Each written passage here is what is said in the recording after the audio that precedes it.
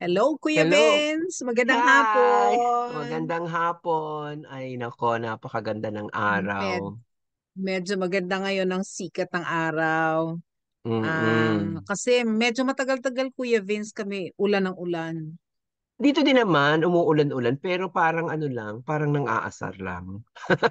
Hindi, hindi, Dito, mala hindi tsokolate na tumutodo. naman yung rough road dito sa amin, mala tsokolate na naman. Eh, Pero thanks syempre, God, rough road. medyo lumiwanag na yung sinag ng sikat ng araw and dry na siya ngayon. So, Rough road maganda ang talaga. hapon talaga, magandang araw. Mm. Oo, oo. Okay. Kaya nga, So, Kuya ayun. Vince, eto na tayo, lesson 7 na tayo dito sa ating discipleship and evangelism na lessons natin. And Mm. lesson number 6 tayo, it's repentance last Saturday. At Ang ngayon ganda nun, ha? ay dito na po Ang ganda tayo nun, sa ha? bagong. Mm-mm. Ang ganda nun last week, ha? Talagang Yes, feel na marubdubin, feel ya. damdam. Oo, Yes. feel na feel ko yun. Oh, ramdam na ramdam. Kaya after that, after repentance, of course, we have commitment naman ngayon. So, how do we commit our lives to God? Ano ba yung commitment na hinihingi ni Jesus? Katulad nung sinabi niya sa kanyang mga disipulo, medyo mahirap yan. Pag commitment, it has something to do with relationship, di ba? Mhm. Katulad sa Yes. ating dalawa, minsan may mga panahong sumasablay tayo sa isa't isa, Oo. pero Ay, still hindi, we're hindi trying na, to work. we're not, we're not going to let it get in our relationship. Yes, Merong ibig effort sabihin, talaga. pero we're working it out to work really. And I know it's by God's grace that we were able to make it. And God Mm. had started all these things. Hindi naman tayo nagplano nito. So just like what Mm. we're going to talk about today, it's commitment, lesson number 7. So, tuloy-tuloy po tayo sa ating pinag-aaralan kahit nais po nating pangunahan tayo ng Diyos sa bawat ginagawa natin para sa Kanya. Pero bago tayo tumuloy sa ating panalangin, Kuya Vince, nais po nating i-welcome muna yung ating mga taga-subaybay, mga taga-pakinig. Si Bishop Rodel Lagrimas last time. We were together, Kuya Vince, so kumuha kami ng Mm. Bible. Thank you, Ate Vic Franco, for sharing the Bibles and the lessons on the book of John. At nakikinig pala siya minsan sa atin si Bishop Lagrimas ng Church of Praise God the Lord. World Welcome Mission sa po. Naga City. Mhm. Yes. So marami Welcome pa po po sa tayong inyo. mga taga-subaybay, and we also would like to greet Pastor Pat Aguilar. Pastor Pat, uh, sa iyo ang kalakasan na nagmumula sa Diyos sa bawat araw. Gayun din po sa lahat ng ating mga taga-subaybay sa iba't ibang lugar ng Bicolandia and even in other countries. Kung meron pong sumusubaybay, maraming salamat po for joining us. I know that God is dealing with you and speaking in your spirit through your heart. So ngayong hapon, Kuya Vince, diretso na po tayo sa Hello ating po sa inyong panalangin lahat. muna. Mhm. Yes po. Okay. So manalangin muna po tayo. Amo naming Diyos na nasa langit, maraming salamat po sa isa na namang pagkakataon na kami ay makapagbahagi ng iyong mga salita upang higit na maunawaan ng bawat tagapakinig at taga-subaybay namin ang iyong kalooban mula Panginoon nung likhain mo pa ang mundong ito. Ang iyong plano ay ninais mo, Panginoong, ma-reveal sa bawat isa sa amin. Pagpalain mo po, O Diyos, ang bawat bahagi ng aming pag-uusapan sa hapong ito.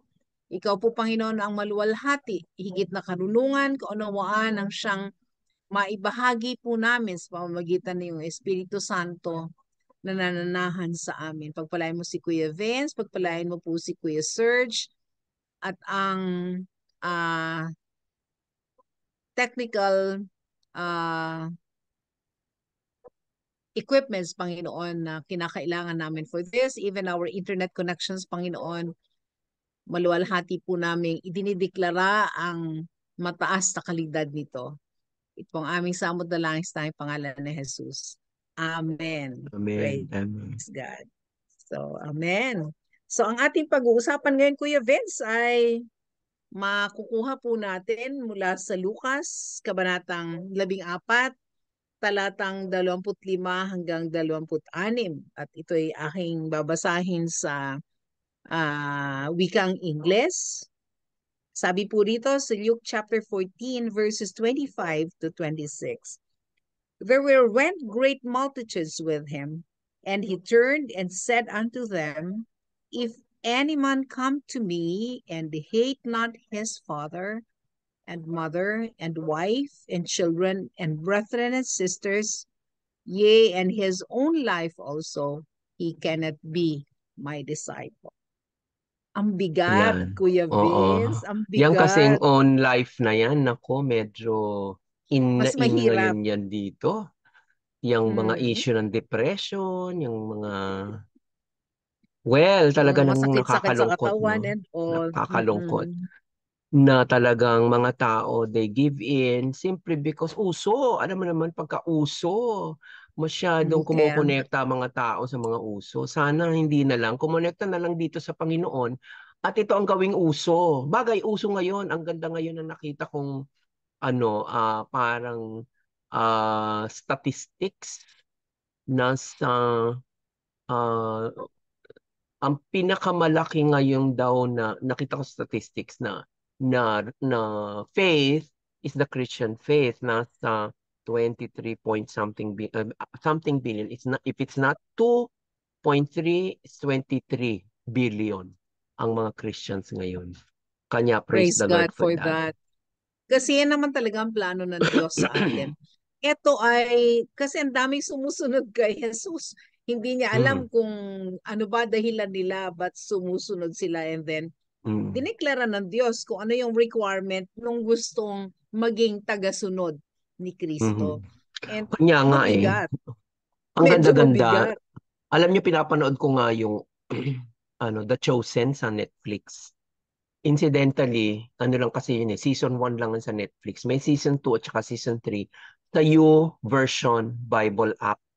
YouVersion Bible app. Hahanapin mo lang sa videos. Medyo marami silang videos. Ah, makikita mo yung 2 and 3 doon na season. Kaya pinapanood ko ngayon yun. Alam mo, iba ang impact talaga, ang ganda. Kasi yung Jesus doon, hindi siya kagwapuhan pero matangkad. Parang yung Jesus na nakita ko, yung human form na Jesus na nakita ko. Kanya, anong effect, apektado ako kasi nakikita ko siya. Basically, hindi lang green ang mata kasi yung nakita kong Jesus green ang mata. Siyempre, actor ito eh. Pero malapit na malapit doon sa itsurang nakita ko. Tsaka mas bata. Yung sa nakita ko kasi mga 24, 25, ganyan. Ngayon, syempre, yung pinapakita, nasa early stage ng 30s, ganyan, or 40s. Yan yung pinapakita ngayon. Pero kasi yun nga yung nabuhay siya, di ba, yung edad na yun. Yung kanyang journey ng ministry.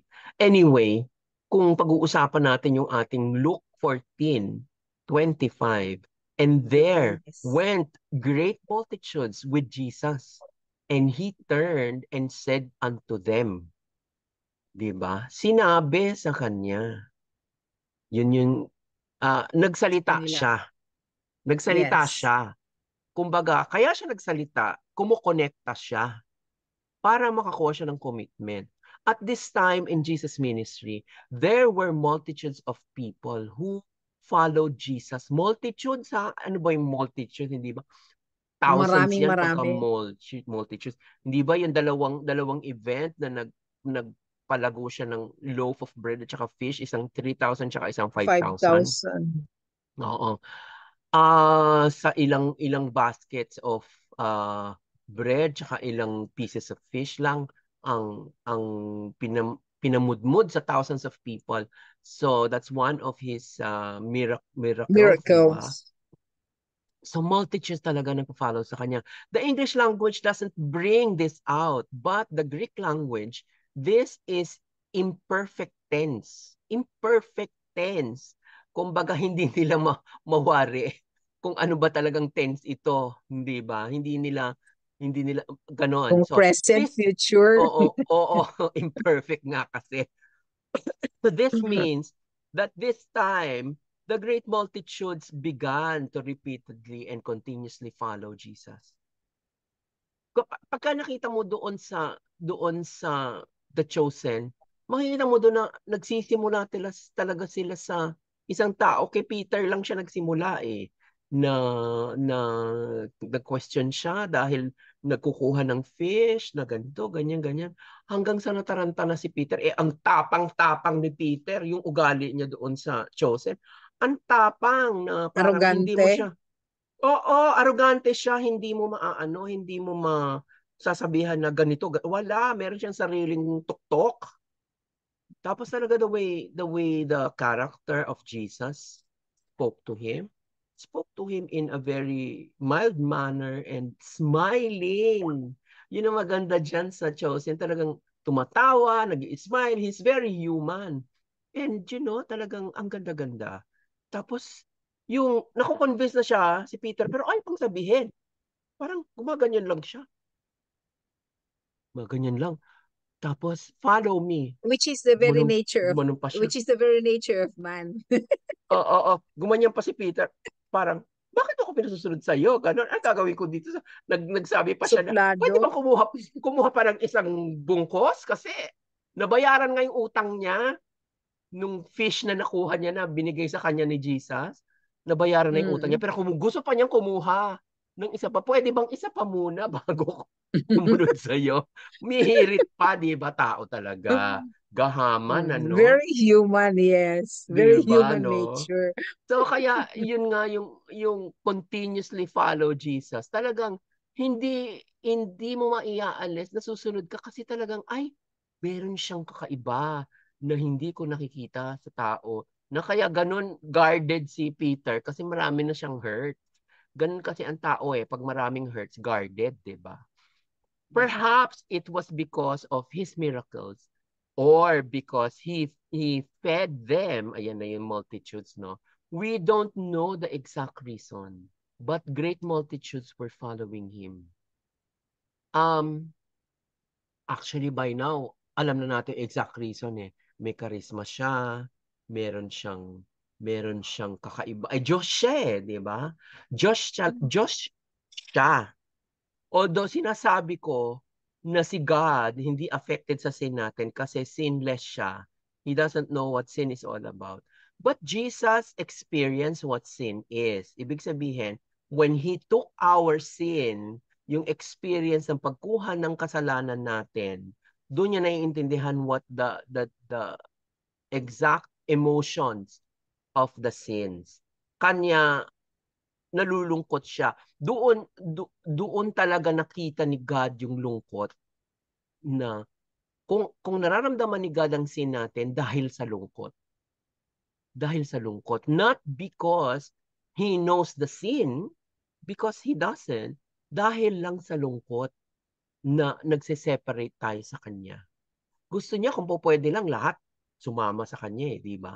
Kung po pwede lang. Kaso hindi eh. Kanya yan yung tinuturo niya. And this is what is so different. This is what is so appealing with Jesus Christ. Meron siyang ibang sinasabi. Kaya nagpo-follow ang multitude, di ba? It was at this time that Jesus turned and deliberately said something which appears to have caused many people to turn and follow him no more. Di ba? Meron kasi yung iba na iinggit. Di ba? Yan din yung dahilan kaya yung iba na naiinggit katulad ng mga Pharisees nung panahon na yun. Eh bakit siya ang sinusundan imbis na kami?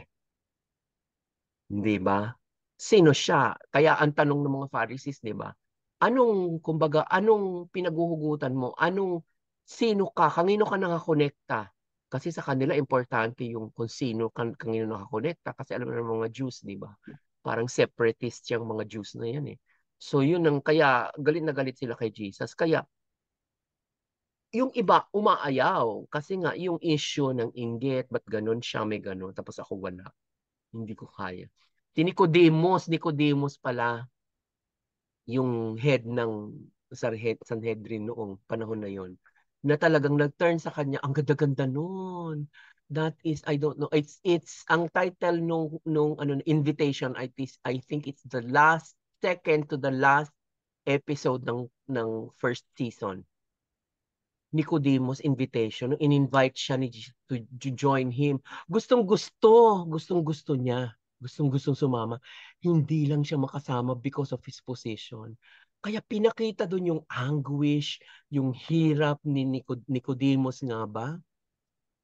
Basta isa doon sa mga head ng mga Pharisees. Sanhedrin. Sanhedrin, di ba? Ah, hirap na hirap siya. Gustong-gusto niya sumama, hindi siya makasama because of his position. Pag sumama siya, yung pamilya naman niya ang tutuyain, di ba? Ang asawa niya sinasabi sa kanya, gustong-gusto niya yung posisyon nila, yung kanilang ginagawa, gustong-gusto niya. Kaya nagtutorn na torn siya. Gustong-gusto niya sumunod kay Jesus, kaya lang hindi niya magawa. Kaya iyak ako ng iyak. Alam na alam ko yung pakiramdam na hindi ka makasunod kasi meron kang posisyon na inaalagaan.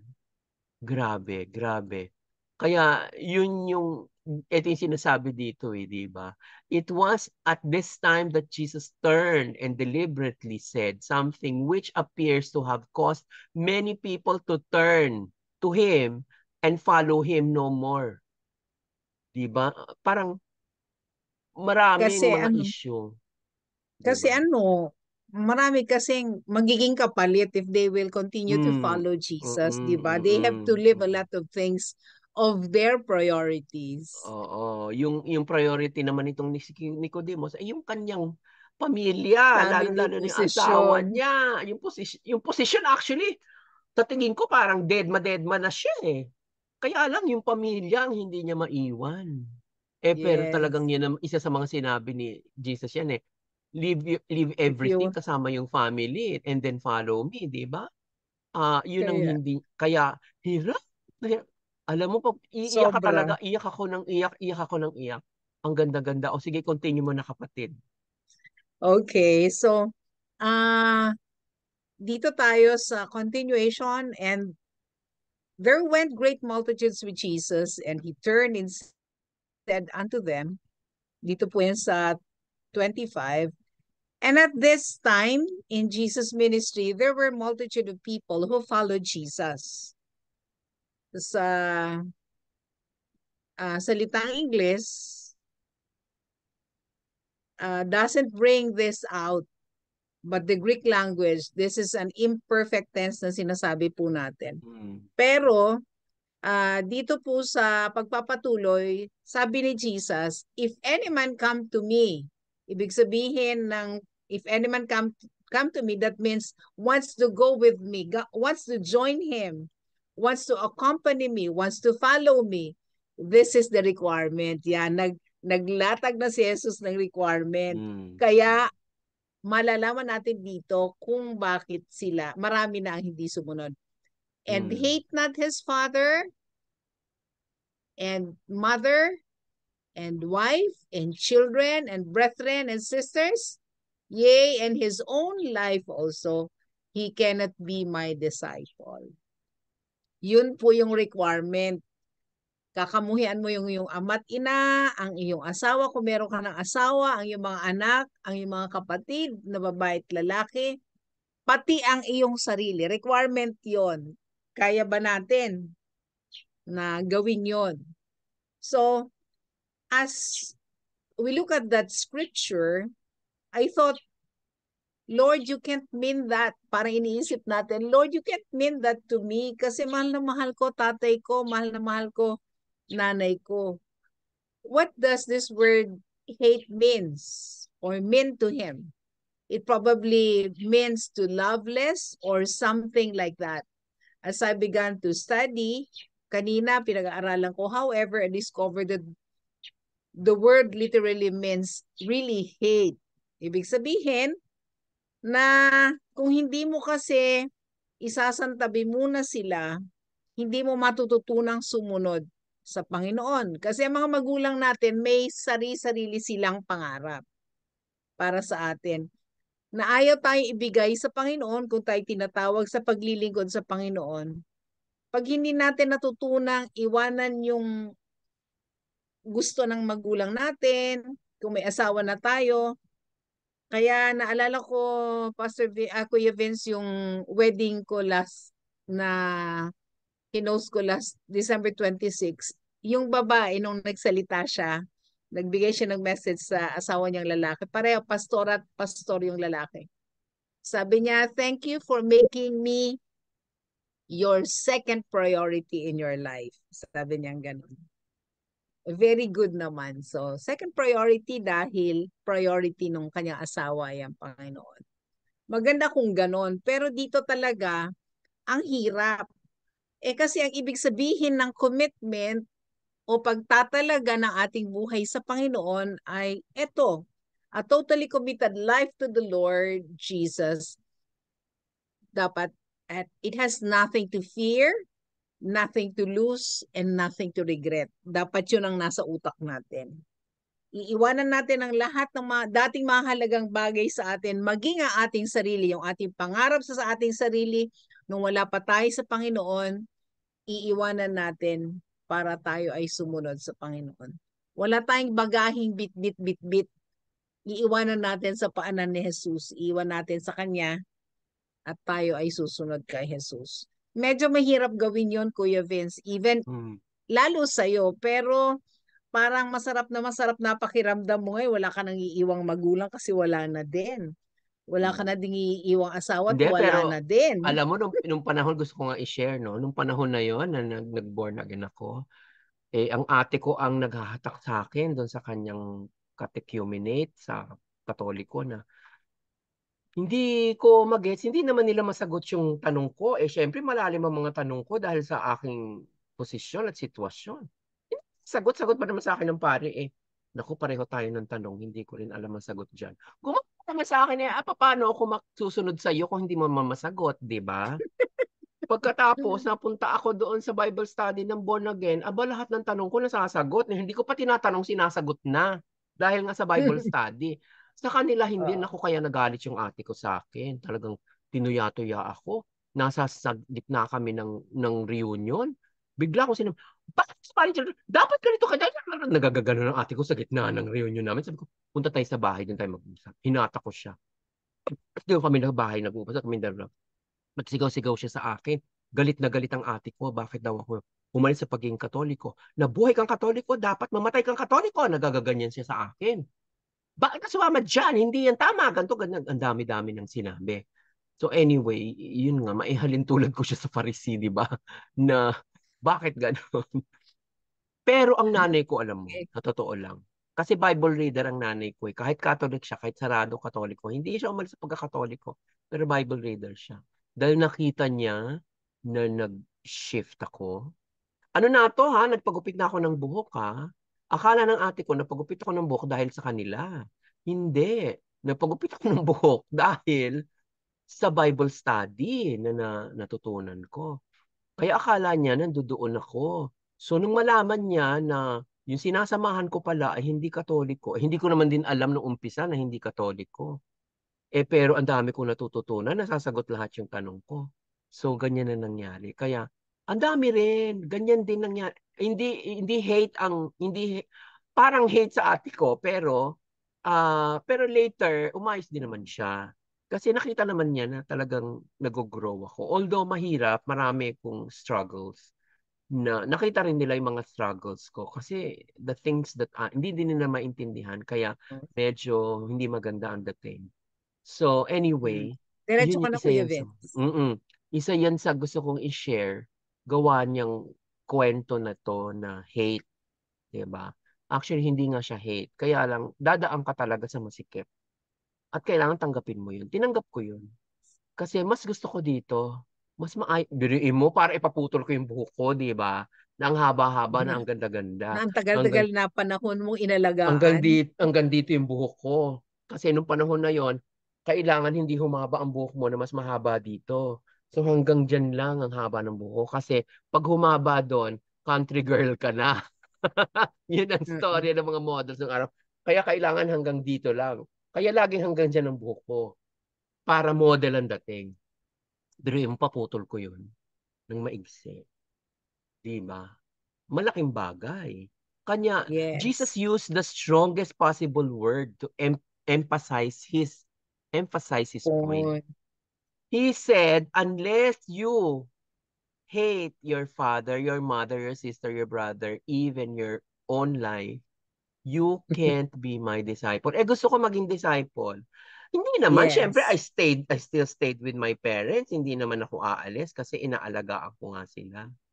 Pero, alam mo yun, No sinuportahan pa ako longer na, their choices for you. oo, kasi wala na akong work, hindi na ako makapag-work. Paano ako magwo-work? Nag-iba ako ng itsura, 'di ba? Parang naggagamay-gamay pa ako sa itsura, pero tuwang-tuwa sila na ganyan ako. So sinuportahan nila ako pag umaalis ako, ma, pwedeng makahingi ng pampamasahe papunta ng Bible study. Binibigyan ako 100.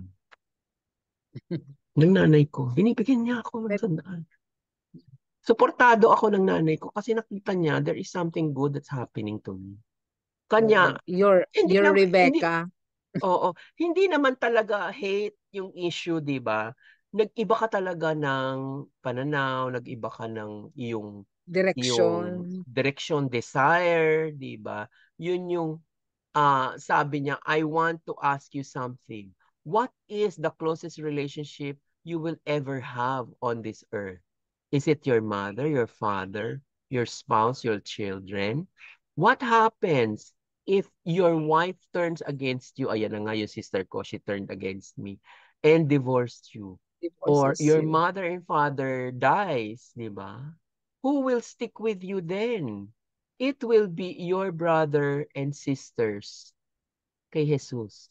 Jesus said, unless you hate them, you you can't be his disciple. What is he saying? O ikaw na magsasabi niyang what is he saying, di ba? So what he is saying is Jesus is talking about the closest relationship we will ever have on this world, on earth. He is asking for a commitment from you, a commitment in which he is preeminent. He wants to be number one. Yun na yung sinasabi ko kanina. He wants to be number one in our life. He is going to compare his relationship with you to the closest relationship you have on earth. So hindi niya naman sinasabi na iwanan mo sila, pero make Jesus your priority. Pangarap mo, laging priority mo na magawa mo yung kalooban ng Diyos, 'di ba? Si Jesus then when yung model ni Jesus, he still takes care of the family nandito sa mundo, tumutulong siya kay Joseph sa pagkakarpintero, pero hindi niya kinalimutan yung kanyang responsibilidad at trabaho na iniatang sa kanya ng Ama na nasa langit. So, yung relationship na hinihingi dito is sino ba ang ating top priority sa lahat ng bagay at decision na ginagawa natin. So, hate is a metaphor, a word of comparison, and Jesus is saying, my relationship with you is so important that I want it to be above all earthly things. Nasa ibabaw, nasa itaas ng lahat ng bagay sa mundong ito. There is one person you love more than your wife, your children, your mother, your father, or your sister and brothers. Sino kaya yon? Do you know who that is? It's not God, it's you yon. Napag-uusapan namin yan ni Kuya Vince. You love yourself more than you love your closest relationship. Sometimes, Hmm. we thought galit tayo sa asawa natin. Even in any relationship, wag muna natin pag-usapan si ang Diyos o si Jesus dito. In any relationship, pag masyado mong mahal ang sarili mo, hirap na hirap kang mahalin ng kapwa. Though hindi ka rin matututong magmahal ng kapwa unless you love yourself. Pero, ang sabi ng Biblia, love your neighbor as you love yourself. So dapat Hmm. parehong level lang yung pagmamahal mo sa sarili mo at sa iyong kapwa. So yung tatay, nanay, asawa natin, tawag natin sa kanila is kapwa natin sila, kapwa-tao natin sila. So ang nais ng Diyos na yung level ng pagmamahal natin sa sarili natin at sa sarili ng sa ating kapwa-tao, sa ating mga mahal sa buhay, kailangan yung love natin for God is above those loved ones that we have around. Yun yung gustong-gusto ng Diyos na matutunan natin. Kasi dun lang, Kuya Vince, pag naunawaan natin ang mas malalim na ang salita ng Diyos ay espiritu at buhay, mas mauunawaan natin na ito yung bagay na dapat maging prioridad ko sa buhay. Because whenever I speak the word of God, there is life in it. It could create, kayang mag-create. So kung pananampalatayanan natin ang salita ng Diyos at susundin natin ito katulad ng hinihingi niyang requirement na kailangang iwanan natin ang ating mga magulang, ang ating mga mahal sa buhay at kalimutan natin ang ating mga sarili, doon lang po tayo magsisimulang mabuhay ayon sa kalooban ng Diyos. So, mahirap gawin pero yun ang hinihingi kung nais po nating sumunod at maging disciple o tagasunod ni Jesus. Mahirap man ito pero faithful servants of God never say no.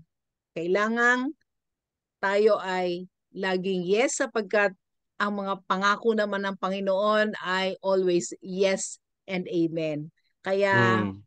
huwag po natin masyadong alalahanin yung mga yan.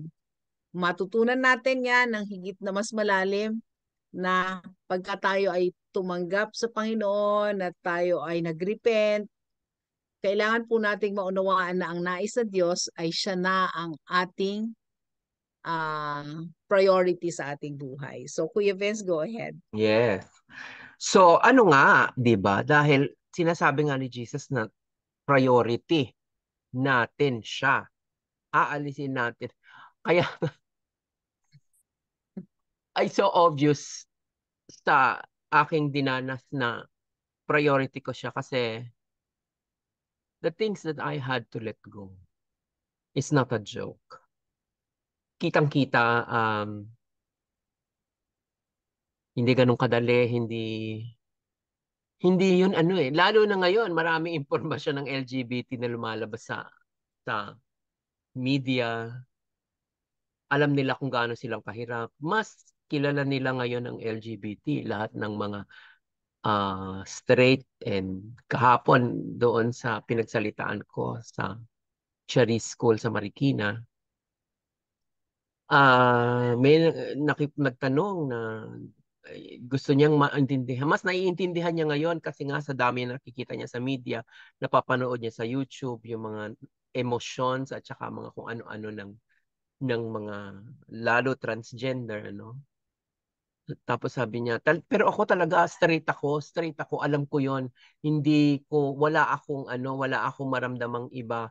Kanya natutuwa ako nakikita niya. Sabi ko, ay, opo, how to be you. Gumanon ako sa kanya. How to be you po. Gumanon ako kasi uso ngayon yun, di ba? Tapos tawa siya. Tapos talagang ang ganda ng kanyang expression na gustong-gusto talaga niyang maintindihan. At nagpapasalamat siya, marami siya napapanood sa YouTube. Katulad nitong ating ginagawa ngayon, mapapanood din to sa YouTube after ng mga ginawa natin. Mapapanood sa aking YouTube. Kanya po pwede niyong makita ito pagkatapos ng segment na naipakita na sa BBS, sa ating stasyon. So, maraming katanungan ang mga tao talaga. Kanya, yung judgments, very, very readily available ang judgments because they don't know, really. Kaya, Yes. blessing din, para sa akin para sa akin, tsaka sa ministry ko natin, na maintindihan ng mas maraming tao due to sa opening nila, sa kanilang kabuktutan, sa kanilang mga kung ano-anong gustong mangyari, na talagang nakakataranta din, nakakadismaya, hindi ba? Pero ang puntos, hindi ka dapat madismaya eh. Ito nga yung sinasabi. If you love God more than yourself, hindi ka madidismaya sa mga kasalanan na to. Kasi mas mahal mo si God eh. Kaya kailangan to kasi hindi ka pwede maging disciple ni God pag hindi mo tinatuwa ang sarili mo. That's the right term sa Tagalog, di ba? Tinatuwa ang sarili. Yes. Yung, anong, Kinalimutan mo na ang sarili mo. oo, parang si Pedro, tinatiwa niya si Kristo, di ba? Parang dininay niya. Dideny mo Deny. talaga ang sarili mo eh, di ba? Why do marriages break up? Why do people divorce? Because they love themselves more than they love their spouse. Hindi ba? Ganun yun. You're not doing it like I want you to. So I am getting rid of you. Ganun talaga yun. Unmet expectations. Lahat ng splits, lahat ng wars, lahat ng rumors of wars and meet expectation katulad ng China at Philippines, magkaiba ng expectation kasi ang Philippines sumusunod sa batas ng mundo. Ang China ayaw kasi meron siyang sariling batas. So doon nagkakaiba. China wouldn't want to deny themselves. So they could never follow Jesus. They could never be disciples of Jesus. Only, syempre, a few Chinese people na underground, yun nagiging Can do. disciple ni Jesus, di ba? Oo. Pero yung government, it's not a Christ-centered government because they cannot deny themselves. Doon kitang-kita, di ba? And tama ang ginagawa ng Pilipinas kasi ito ang kailangan gawin. Huwag ka sumunod sa kanila. Bully sila eh, kaya sila nang bubuli. Ang mga bully ganyan. Yes. Selfish ang mga bully. Kaya nang bubuli kasi they love themselves more than the... Kayabangan yun eh. Oo, Kayabangan. correct, correct, correct. Jesus said, there is one relationship I want to be number one above. It is your selfish life. Diba? Kailangan mauna talaga siya. This is true discipleship. He is not talking about a no-cost discipleship. He is asking us to follow him and asking to be number one in our lives. Yes. Alam nyo, sa totoo lang, ang hirap gawing number one si Jesus. Katulad ng nangyayari sa akin ngayon, may problema ako sa liver, so I am forced to deal with my situation. Kasi hindi pa pwede. Kaya nagpapapayat ako, pray for me kasi talagang ganyan naman ako, nagagawa ko naman siya pagka nandyan ako sa bingit ng kamatayan. Nakapag ano ako dati, nakapag vegetarian for 6 months. Kaya lang na-intercept na naman ng kaaway, alam mo naman yun. So kanya, bumalik ako ulit sa pagkain, tumaba na naman ako. So this time, I think I've learned my lesson. I hope I've learned my lesson na hindi na siya gawing dahilan. We declare it Oo. that you already At have learned the lesson. yes, at talagang ngayon, vegetarian na naman ako. Ngayon, nagpipilit. Pero naubos ko na lahat ang meat ko sa sa ref. So okay na 'yan. So vegetables na ako uli. And mas balance na, mas naiintindihan ko na how to balance it. Kailangan may protein, ganyan-ganyan. At naiintindihan ko na siya. Kanya, mas mabilis akong pumayat ngayon, lalo pagka naglalakad ako the other day, naglakad ako ng 5,000 steps. Kaya parang bigla akong umimpis akala mo ako lobong pinutok na biglang umimpis din may balikat ko lumiit, di ba? So, well, this is only because of God. Hindi ko siya magagawa kung wala akong Diyos. Kasi iiral na naman yung sarili. Kailangan talaga ibigay ko kay God eh. Kailangan yung life ko ibigay ko kay God. So lahat ng masama sa akin, kailangan alisin ko. So, hindi naman ako vegan. Ayoko mag-vegan kasi gusto ko ng itlog. So, vegetarian Yes. lang. So, pero nag-aaral ako ng vegan, parang ang hirap kasi ang dami mong bibilin. Yung binders mo kung gusto mo gumawa ng torta, hindi na itlog, kung hindi chia seeds and all that. So, ayan, let's go to the answer key. Ate, ikaw na number one.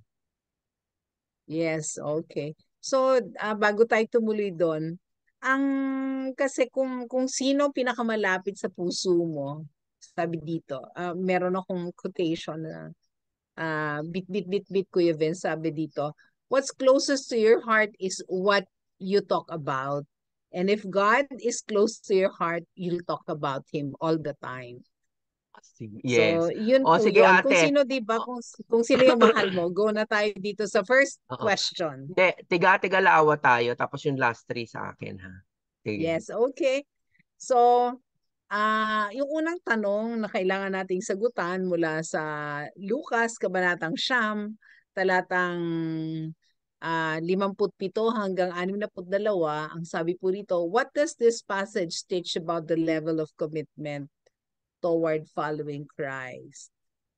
So, ang hinihingi dito ay yung total surrender sa Diyos o kay Kristo na iiwanan mo, tatalikuran, you're going to deny yourself, deny everything about you.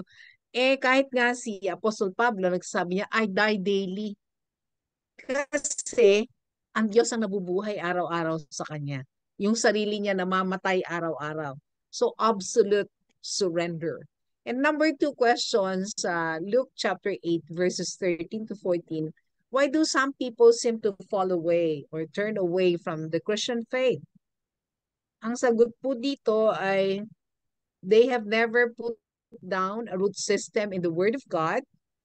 The cares, the riches, and pleasures of this life take them away. Yun yung priority nga na wala namang problema. God is not taking away all of these possessions kasi pangako lang ng Diyos. Sabi po sa Matthew 6:33, but seek first the kingdom of God and His righteousness, and all these things shall be added unto you. Your cares, your riches, everything, and even your pleasure, all these things shall be added. Added yan. Hindi po yan yung main course. Dagdag lang yan. The main course is the kingdom and His righteousness.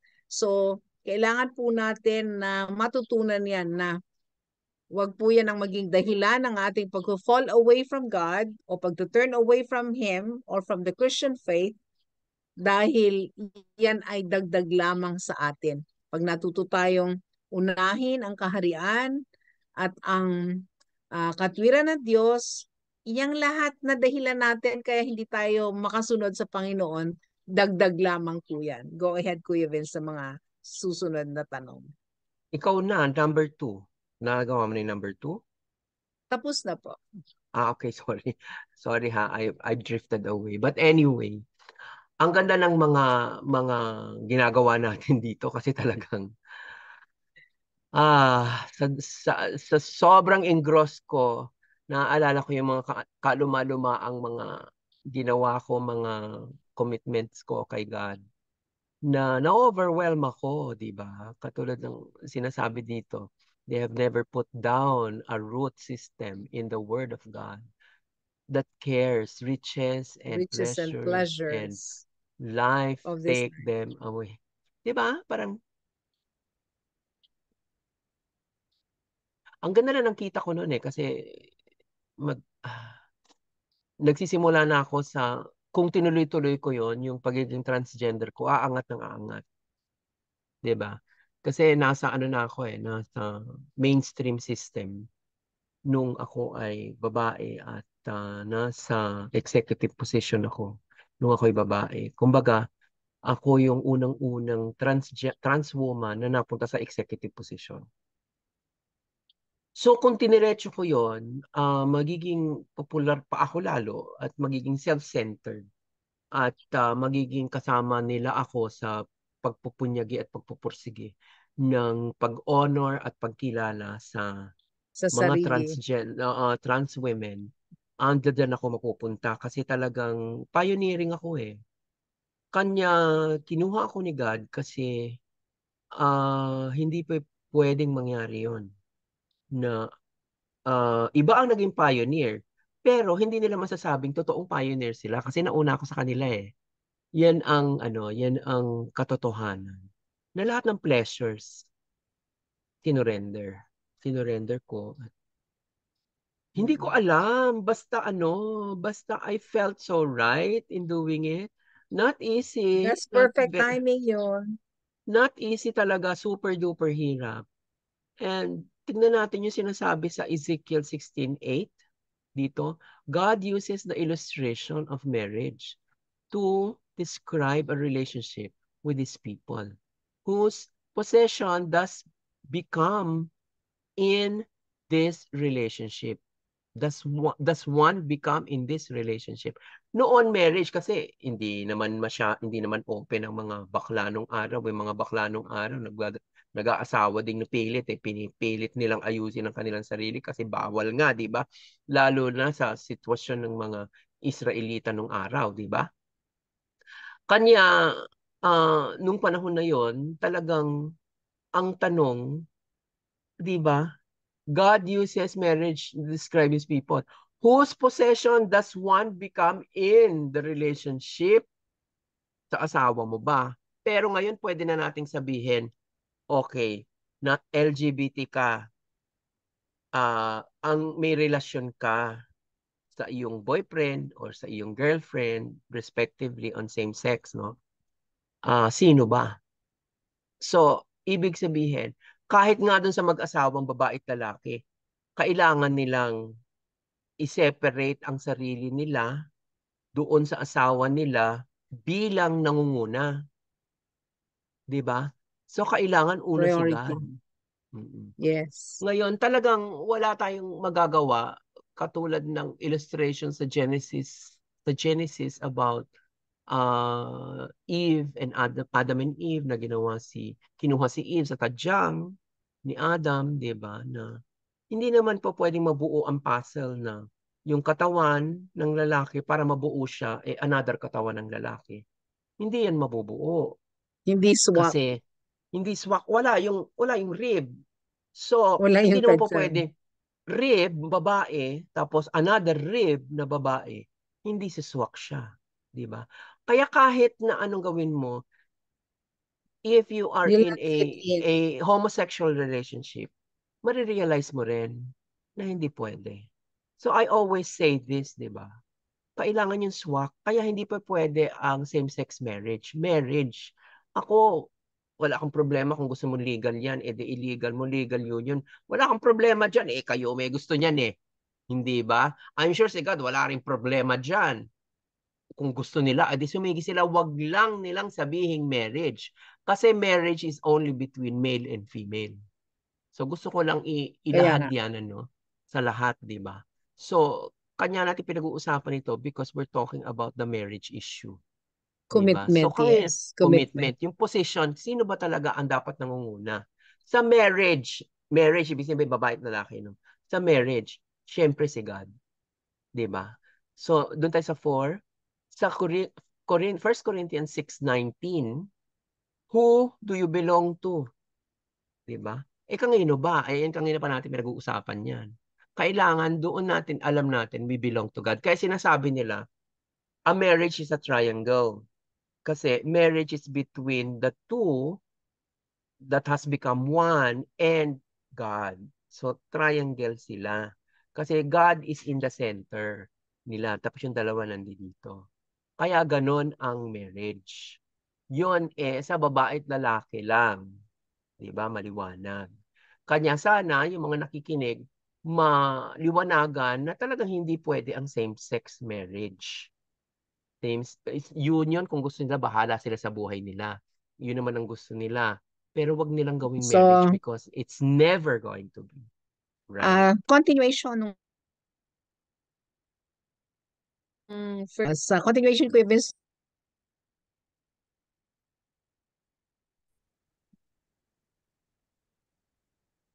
okay, dito tayo sa karugtong ng sinasabi ni Kuya Vince kanina sa 1 Corinthians 6:19, yung who do you belong to? And the answer is to God. 6:20, who does your body and your spirit belong to? Kanino ba talaga?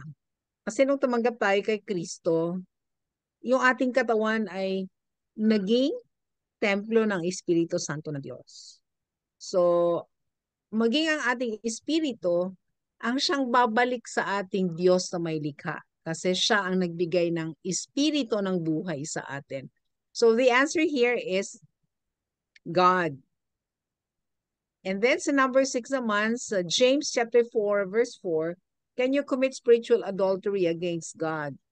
Yes. Bakit? Bakit Explain mo yung tayo, spiritual mahal? adultery. Ano yung Mm. spiritual adultery? Explain mo Yung yan. spiritual adultery is namamangka tayo sa dalawang ilog.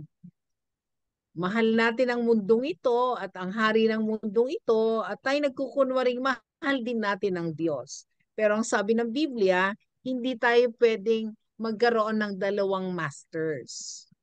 Dapat isa lang, pipili tayo ng isa. And if you want to enjoy life according to the standards of the world, and at the same time you want to enjoy eternity with God, it's too hard to do that. Kailangan tayong merong isakripisyong isa para makuha natin yung ultimate goal natin of eternity. At wag po tayong, marami sa atin na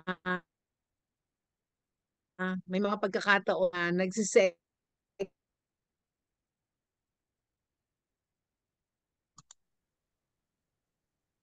Okay, marami tayong pagkakataon sa buhay natin, Kuya Vince, na parang sabi natin, Lord, pagbigyan mo na ako dito kasi ito po yung pangarap ko. Minsan, hindi natin naiisip na yung pangarap natin ay maglalayo sa atin doon sa plano ng Diyos. Kailangan pagka ikaw ay tumanggap na, naging disipulo na ni Kristo, kailangan mong tanggapin na ang iyong priority ay ang kalooban na ng Diyos. Hindi na po tayo magtatanong, Lord, kalooban mo po ba ito? Kasi nasa salita ng Diyos, yung mga barometro kung alin ang kalooban ng Diyos. If a thing that you're going to do is away from the Word of God, it's against the Word of God, meaning what you're going to do is not the will of God. So kahit yung pagpapagaling, Lord, will mo po bang gumaling ako? Laging will ni Lord to heal us. Naalala ko yung nanay ko nung namatay siya, bago po siya nawala ng hininga, yung may paralysis na shoulder niya, naitaas niyang ganyan bago siya nalagutan ng hininga. So yung message ni Lord sa akin that time was, your mother was completely healed before she expired, before she died. So yun ang kalooban ng Panginoon sapagkat pangako yon ng Diyos. So hindi na po tayo magtatanong, ano po ba Lord ang kalooban mo sa akin? Kasi nasa salita po ng Diyos, kailangan po natin na makipagniig sa Diyos araw-araw. Bulay tayo, makinig tayo ng mga turo patungkol sa salita ng Diyos. Maging ang aming ginagawa ni Kuya Vince ay bahagi din po ng pagbubulay-bulay at kayo po na nandyan na sumusubaybay sa amin ay nakikinig sa salita ng Diyos na aming ibinabahagi sa inyo. Kuya Vince, go Okay. ahead sa So sunod dito na tayo nating sa tanong at last three kasagutan. questions. Yes Last three po. questions tayo. What Yes po. would Okay. constitute spiritual adultery in God's eyes? So, ang sagot Yes. ay makikita sa Romans chapter 1:25. Punta kayo dyan. A heart that is turned away from Him to idols, things that you Yes. have made more important than God. Yon ang Yes. spiritual adultery. Idol. Diba? Next question.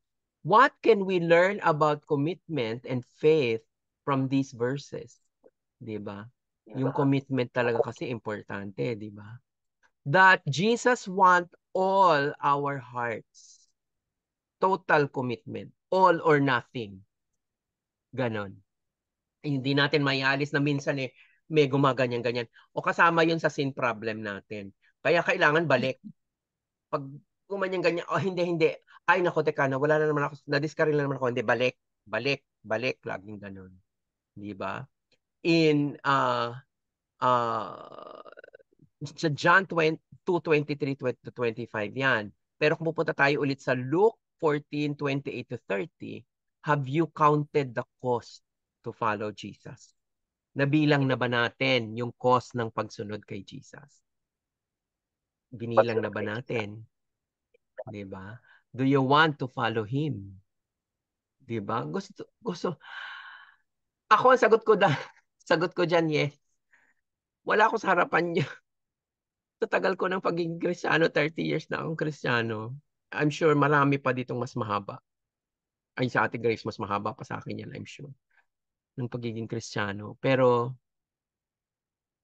I am sure that all of this is in accordance to what God wants from me.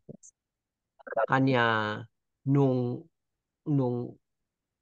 nag-commit ako sa Kanya, wala na, I was at the end of my boat. Parang lulubog na ako. The boat is sinking na ba? Ano na nandun Sinking. na ako nakuha ko na tagatog ng tagumpay na ako nakuha ko na, napatunay ko sa mga God tao saved you.